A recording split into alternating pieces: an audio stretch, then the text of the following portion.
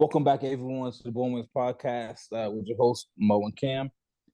We are here today with a very special guest. Everyone's a big basketball fan out there. We got a guy here coming on who actually went from manager to player on Duke men's basketball with Coach K and Grayson Allen and all that. Now spends a lot of his time doing marathons, running big stuff like that. Welcome, we got Sean Kelly with us today. Thanks. Appreciate you guys having me, and looking forward to chatting. No problem, man. Thanks for coming on. Now, I decided to be nice and not wear my Kentucky gear because that's where I went to school. So I decided I'm gonna let that one slide.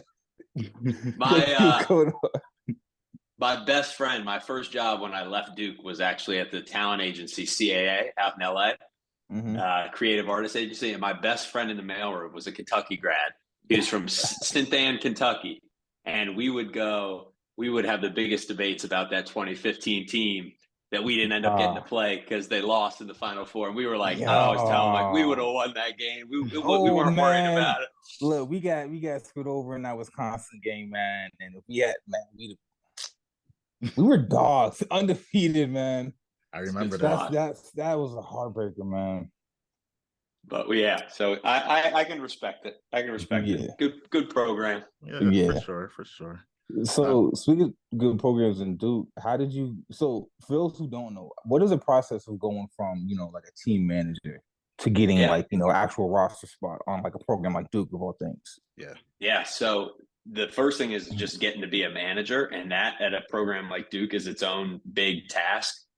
It's like a job interview. You actually apply and you go in the basketball office. Like, you're kind of nervous because you're thinking you might see Coach K, and you get interviewed. It's intimidating. Like, you get interviewed. All the managers sit on the other, at least when I was there, all the managers sat on one side of the table. You were on the other side, and they just took turns asking you questions.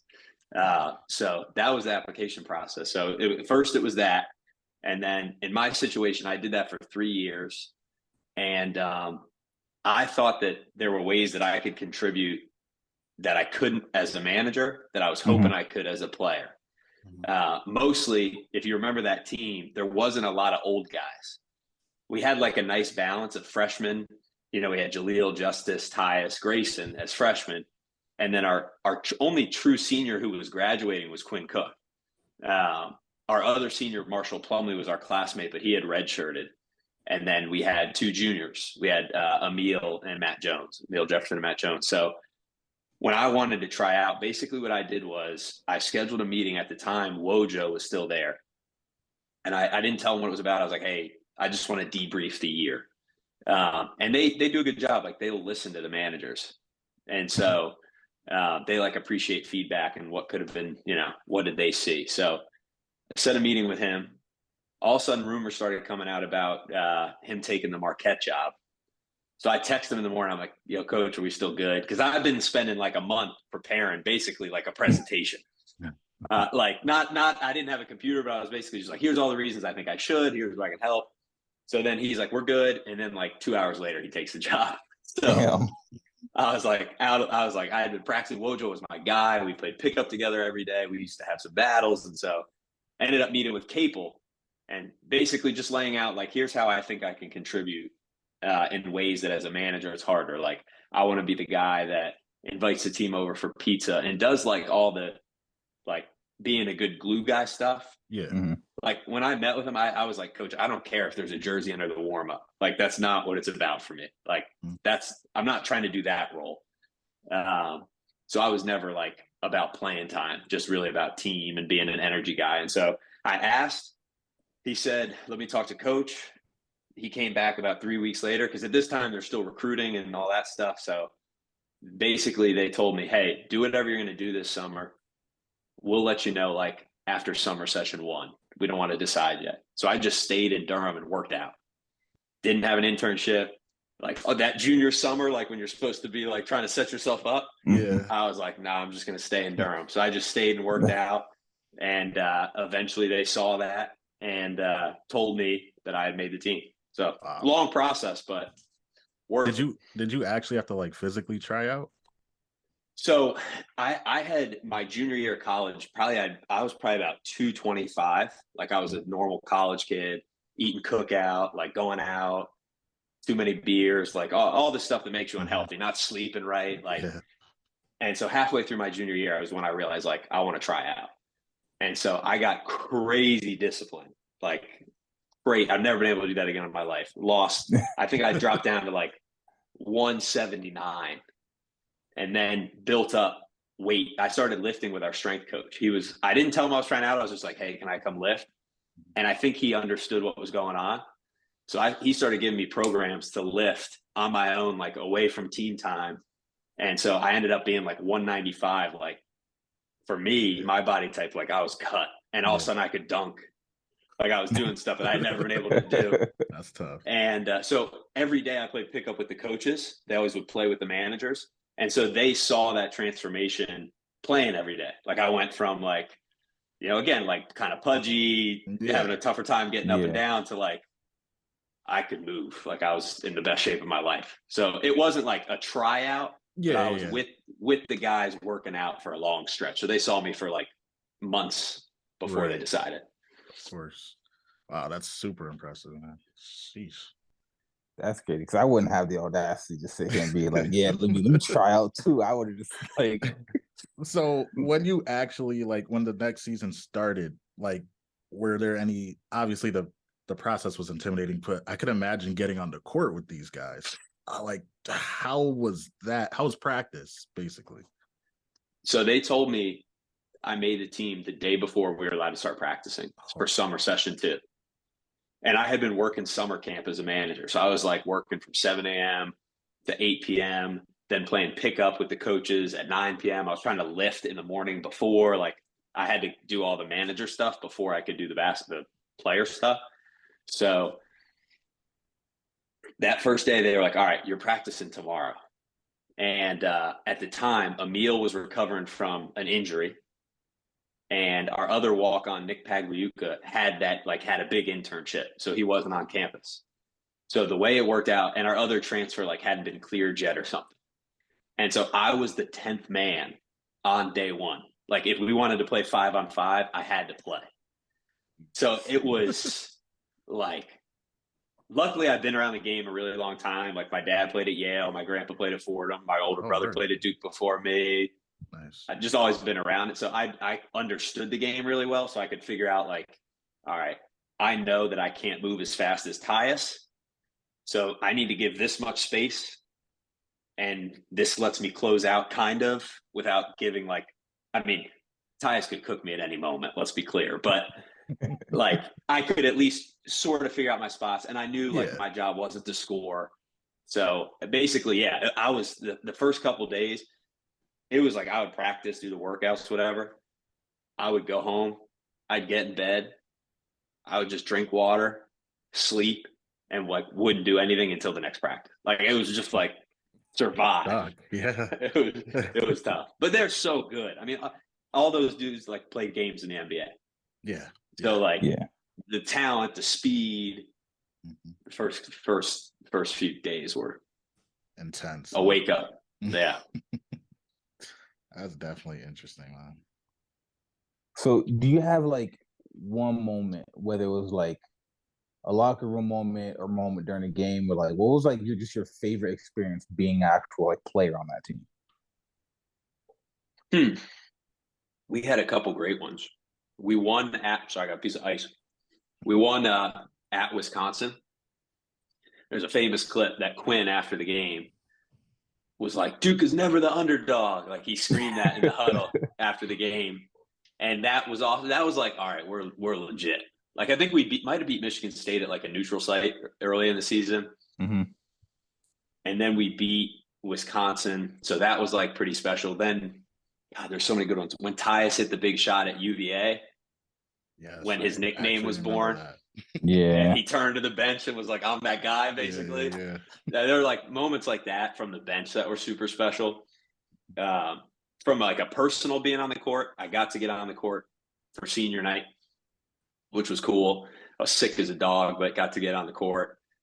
And then I actually got on the court in the Final Four against Michigan State. We actually crushed. I think we won by 25. So I actually logged a minute in a Final Four Hey, game. man, That's crazy. listen. Yeah, look. Which, I'll take that with that me was forever. pretty cool. Yeah. Oh, So man. my stats, I had 2 assists and 1 shot that I missed in my career, but I coach now, mostly middle school right now. Mhm. And so I tell kids all the time, I took 1 shot of my college basketball career. I let it go. I thought it was a bucket. I was missing short at halftime. So I was like, just put a little extra juice on it. And I didn't take into consideration the fact that the adrenaline rushing, it was my first game on the floor in Cameron. Mhm. So I launched it. I looked at it, I was like, I'm about to have the storybook moment. It's right on center. It's a bucket. And I was on the left wing, airballed it long, but cleared the hoop, but didn't hit the Yeah. backboard. Like it just like dropped in. Oh, my God. And I was like, I was inconsolable. I was like, all my friends were in the stands, like super hyped for me to be there. So now I tell kids all the time, like, yo, airball is part of basketball. Like, Yeah. you're gonna, if you play basketball, you're gonna airball. Oh, yeah. I picked the worst time. The worst time. That's amazing, man. So how about the March Madness, like you said? How about that? Like, it's such a big deal. Was it like super overwhelming? Just the media, like how I can imagine being a champion. Like, how was it? Yeah. The run up to it, I think what was super cool, and this is when you're like, when you have the greatest coach of all time, I would say it helps a ton because he's had some experience with winning. We were like so locked in this bubble of like, just like, we had guys that could be thinking about the NBA, their draft stock, voices, all kinds of stuff. And he just had us so focused. The whole program, it was like, it's always intense around Duke basketball. Like, you feel like it's life or death. Like, when you lose, you think the sky's falling. But that stretch of games, it was the perfect balance of like encouragement. Like, coach was like, clearly believed we had the stuff to win. And when a guy's won 4 before you, you're like, he knows if you have it or not. Mm-hmm. But also like just a hyper focus, like film sessions were locked in, practices were like serious, but fun, but crisp. Like, it just, the focus like turned up to 10. And so that sort of like really locked in environment, I think for 3 weeks is kind of exhausting, but it's just like, that's all we thought about. Yeah. I mean, like, I don't think I could tell you one thing from class those 3 weeks. Not because I didn't go, because I was like, your head's in the clouds. Like, you're not, and you travel on like Wednesday, so you don't go to your back week class. Like, it's just all about those games. Yeah. So the intensity is like cranked up. I can imagine. That's crazy. Hey, man, I have to ask, did Grayson Allen do any of that slick stuff in practice that we saw him do during the game? Man, it's so funny. I knew him for 1 year, right? Like, I'd see him every once in a while after that. Never. Dude would come to Bible study with us. Like, what? So when when people want to like ask about him, like, I've never had any bad experience with Grayson ever. Yeah. So, I mean, obviously, like, people see things. I think now he has a crazy bad rep in the NBA. I think people now think everything he does is dirty. And I'm like, it looks to me like that was a hard play. Not everything, but like of late now it's like everybody is ready to say that was dirty every time. Yeah. He could swipe at the ball and miss it. And people are like, he was clearly trying to take him out. It really only takes one situation. Yeah, that's the unfortunate part. But with me, when never saw him, he was a dog. Like, he would get after. I mean, you saw it in the national championship game. Like, he single-handedly kind of turned that thing. Yeah. So he had that in him, but it never manifested like in a bad way when I was there. Yeah. Man, that championship game hurt my soul watching that, man. It was Duke on top of that. It's Grayson Allen cooking, man. That was sick. In fact, I had a bet with my boy that went to Kentucky when we were in LA, because Grayson came back. So I was out in LA and he was still at Duke. And we had a bet and he was like, he's not getting a second contract. Like, I was like, $100, give me $100. He'll absolutely get a second contract. I need to call. I need to call and say, I need that 100. Yes, sir. I like his play. He's a dog. I like those dog type of players. Like you always need that one guy on that team that's gonna, Yeah. be You ready. hate playing against them. Right. Exactly. But Just like Matthew Dellavedova. Deli that's right. type player. Like He's playing in Australia. Oh yeah. I think He's I not saw in the him. league. No, he actually was in the league for a part of last year. I forgot. I think he might have been on the Kings. Sacramento, you're right. Now that you say it. Yeah. But I don't think he wasn't getting much playing time, but he's still on the roster, which is kind of impressive, to be honest. Stacking checks. Yep. I didn't realize who your brother was until way after I hit you up. I did not know that. You want to tell us a little bit about that? Like growing up, little rivalries, whatever you got? It's interesting. So like we kind of look the same, but I'm 6'3" on a, if I'm wearing LeBron and like I'm stocky, like I'm pretty thick. Mm-hmm. And he's 6'11", and he wasn't 220 pounds until like his sophomore year of college. I'm well over 220 at 6'2". So we don't look alike in that way, but he always hooped. Like, so my dad played at Yale, and then he coached up in New York at a boarding school for a long time called Trinity Pauling School. It was an all boys boarding school, and like won state championship, only undefeated season, like was a really good coach. And he ran a basketball camp up in New York, so we went back every summer. And like early on, Ryan was way more into it. Like I was up there like going to camp, seeing my friends, but like it was clear that he was getting identified with some talent. And so like at our school, in middle school, you play middle school, 9th grade, 10th grade, maybe just 9th, you play JV, and then you play varsity. So in 8th grade, and you hardly ever call up an 8th grader like to play JV. They have to be, they can't just be on the roster. They have to be playing. Yeah. Otherwise you keep them down to develop them. And my dad agreed to coach. He had retired from coaching, and he agreed to coach the 8th grade team to coach my brother. Mm-hmm. And then they called him up to JV. So he made JVs an 8th grader. So that's when you start to go like, all right, he's good. Mm-hmm. And then he made varsity as a 9th grader, and he was probably like 6'4", 6'5" at that point, but had guard skills. And then he shot up to 6'7" pretty quick, and then he started getting sort of like some of the Ivy League looks. Mm-hmm. And super skinny but talented, could shoot. And then he played AAU. It's not a team anymore out here, but it was called D1 Sports, and he played with John Wall. Wow. CJ or Calvin Leslie, I don't know if you remember him from NC State. They both played at a school here called Word of God. A kid named JT Terrell, who played at Wake Forest and then USC. Like they were legit nice. Yeah. And they went out to a tournament in Vegas. Ryan was getting recruited, but they went out to this tournament in Vegas, and I think like maybe lost in the championship game back when like Adidas had their own tournament out there. Or maybe it was Reebok, but so like he started kind of blowing up. And he also was growing. So he was like 6'9" by then, like his junior season. And then then his senior year, he was 6'10", averaging 26 and 12, and was the state Gatorade State Player of the Year, McDonald's All-American, Gatorade, Jordan Brand game, Under Armour Elite game. Like he did the whole circuit. Yeah. And did the whole 5 official visits, ended up at Duke. I was not a Duke fan. I was actually hoping he would go to UVA. I love Sean Singletary. Okay. And so I was like, but at the time they were not doing so well as a program. So he picked Duke, and then he had his own career. They had a good career, but it was a hard choice because he could have gone to, I think his final was like he had Wake Forest, with Dino Gaudio, Davidson, with Bob McKillop, because they were like on him early, and the whole Steph Curry thing had just happened. Vanderbilt, Notre Dame. Okay. And like he could have gone to Notre Dame and been the man from day one.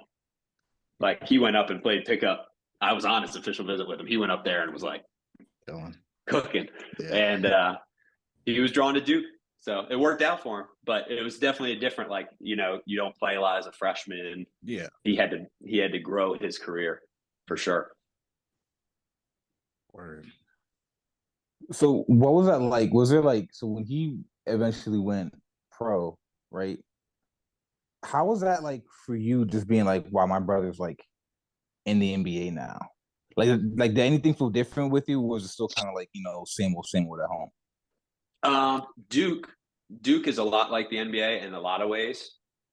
You have, I mean, you class, that's a little different, but like you have really quality facilities. You have like you're flying chartered. Like there's things about it that don't seem that different.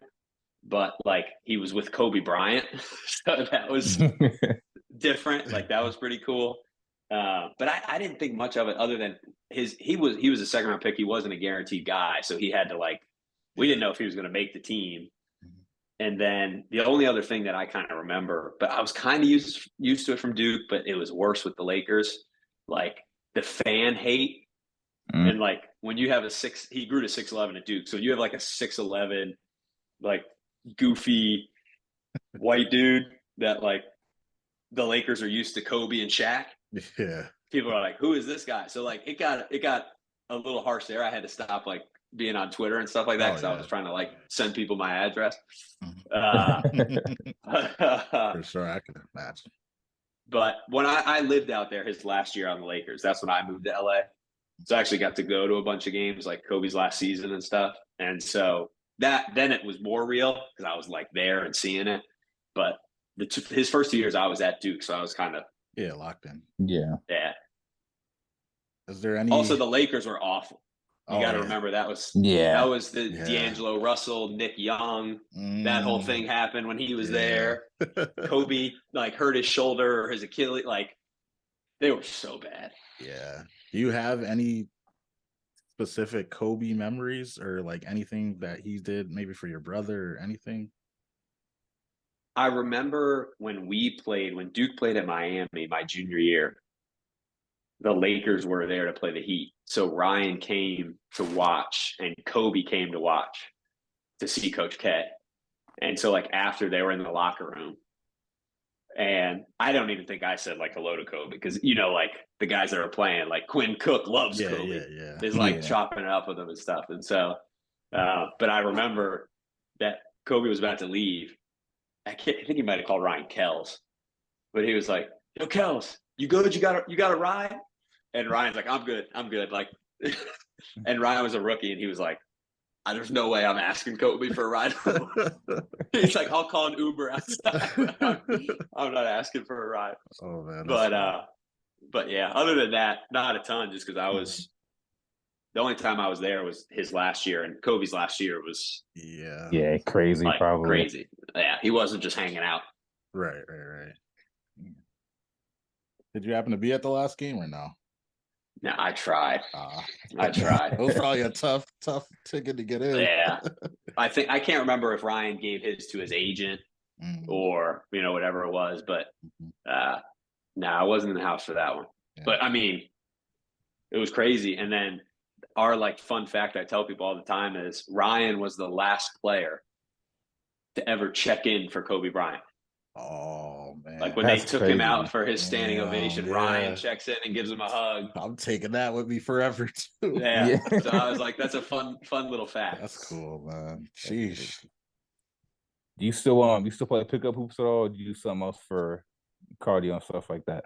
I try. I used to play more. I try. It's been harder and harder to get like enough guys, like people that I know. So and I have 2 kids. That'll do it. That makes it a little harder too. It's hard to just say I'm out for like 3 hours on a Saturday morning. Yeah. But I'll hoop every once in a while. I got some people in Raleigh, a couple guys that walked on at State Carolina. I'll try to hit up every once in a while, and some high school friends will come back in town, and I work in school, so I can get into the gym. But getting 6 guys to run threes, is harder these days. But when I'd say like 3 or 4 times a year I'll hoop, but now I run, trying to get into marathon running. So that takes up so much time. Like I probably look exhausted today. I had to run 14 miles this morning. Oh my God. So I'm like, my body is like, what are we doing? Now that you say that, I want to get into running I never ran in my life before. I mean, I played ball my whole life. Never ran though, because I always thought it was so boring. And I'm trying to get into it though. You know, a little cardio. What would you Yeah. say for someone who absolutely hates running? How did you get into it? Man, I did it on and off as part of being an athlete, like growing up, like for baseball, for basketball, whatever it was, because you just think like that's how I stay in shape. Yeah. Which like going for a jog's a lot different than running like sprints in basketball. Yeah, But yeah, yeah. I got back into it because I couldn't hoop anymore. Like when I was hooping every day, I was like, I'm in great shape just from playing. Like that's the best way to be in shape. And when it got harder and harder, I just started running. And then I had said that like when I was maybe 25, like I'm gonna run a marathon, and then fell off. And then my buddy lives in New York. My best friend from Duke. He was actually the head line monitor, so he was the guy that ran Krzyzewskiville. So like all the tents and stuff, he was the one that made sure people were in their tents. Like he did crowd control at the game. So anyway, I hit him up and I was like, yo, we're about to turn 30. We have to do this before we turn 30. So we both signed up last year. He ended up getting hurt. And I went and did it, but I ended up cramping up like crazy. So I finished, but like walked a ton. And but yeah, it was like we started with this big crazy goal and then built slowly towards it. Like those first couple runs, you would never. There was no way that guy was running a marathon. And I kind of got hooked on it, like just having a goal. I missed like being an athlete. You're competing, you have a goal, and like I would be like, all right, I'm lifting to try to look good, or like I'm playing pickup when I can. But then like having a marathon and like tracking, like, all right, this was a good run, or this was a bad run, or I can get better. I just kind of got hooked on that part of it again. Like, okay, I can compete, but I don't need other people. Like I can just compete with what I did yesterday. Yeah. And then now I just do it. Yeah, not man. always happily. Yeah. Yeah, I think I was looking at doing a 10K once, and I flamed out of the training for that so quickly. It's just hard. It's hard. I feel like it's just like hard to keep up with more than anything. The time's tough, finding the time. And then the other thing I did that sort of made me have to do it, I did like to get into the New York City Marathon, super hard. You like, unless you're a pro runner, there's a lottery. And if you don't get the lottery, and a ton of people, it's like a tiny percentage get in the lottery. Mm-hmm. The only other way to get it is to fundraise for a charity. So like they have a group of like approved charities that you can run on their team. So I signed up that way through the Jimmy V Foundation last year. Mm-hmm. And if you don't raise your goal, you owe whatever the leftover is. And it's like a few grand. So I was like, I can't quit because I need to raise this money. What? So that's crazy. The same thing this year. I didn't get in the lottery again this year, so I'm running for another charity this year. This year it's called Every Mother Counts. It's a nonprofit. It's in New York City, I think they're based, but basically they're trying to create equitable access to healthcare for moms that are pregnant, like worldwide. Okay. Because like access to healthcare, especially maternal, like prenatal and natal healthcare is like, when you start looking worldwide, there's some bad stats. So that's what I'm running with this year. Okay. What's up, man? I feel like there's always like runs for charity all the time. Like, but I don't see too many like, pick up basketball games for charity and stuff like that. That would be dope though if they had those. They should.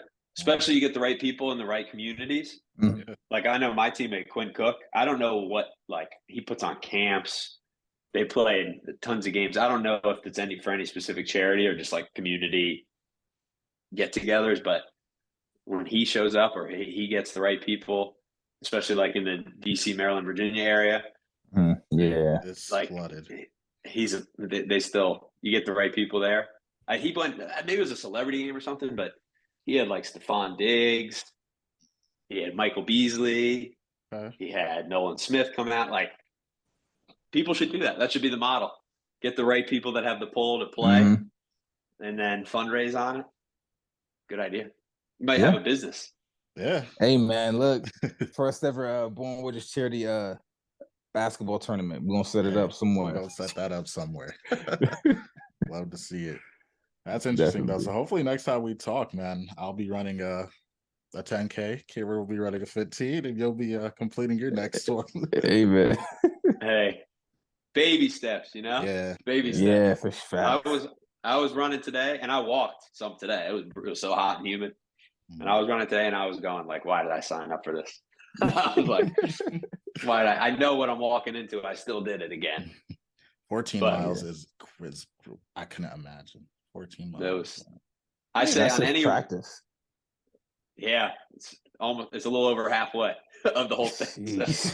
God damn. But you know, and I say like on any run, there's super high highs when you're like, I'm built different, like I'm killing it. And then there's these low lows where you're like, nah, I'm not getting this done.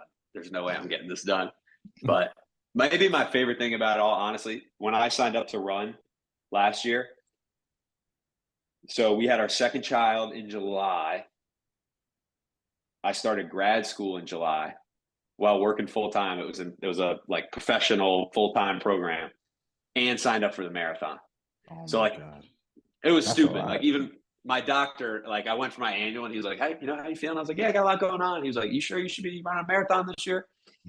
And but it ended up being for me more than anything other than like the health benefits.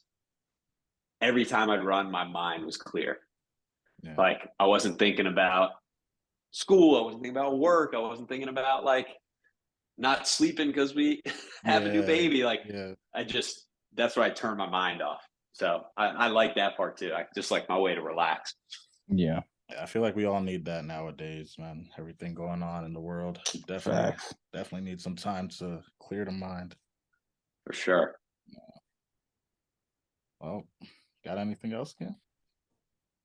Nah, man. I just want to, Sean, thank you again for coming out, joining us on the Born Winners podcast. Appreciate your response for our almost DM and everything like that. Thank you for taking time to talk to us. Hey man, I wish I would try to be a manager one day. Try to join a basketball team.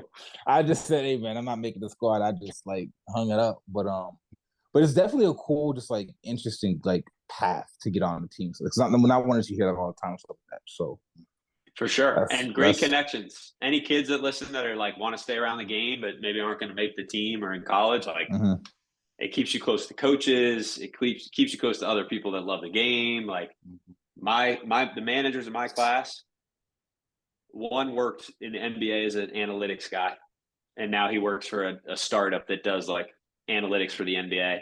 Damn. One is one of the top assistant coaches at Harvard with Tommy Amaker, and the other one worked for the Miami Heat, Google, Microsoft, back to the Heat, and then started his own nonprofit in Durham called the Durham Success Summit.